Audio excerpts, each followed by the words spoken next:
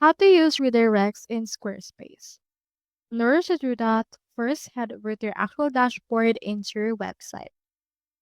From in there, head over and open the Developer Tools panel. You can find it by going right here into your settings.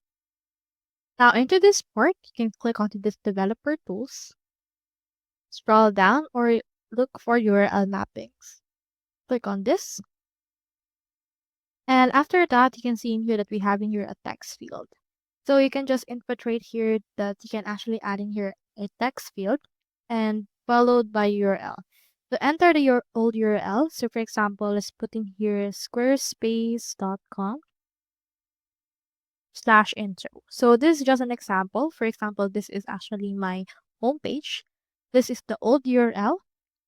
And then after that, just input an arrow right here in order to add the new URL after that. So add a redirect either 301 for minute and then input right here the new URL. For example, let's input right here squarespace.com/home. Input the redirect, which is 301 or 302. After that, head over and save this in order to save this redirect. So that's all there is today, and I hope this video helped you out.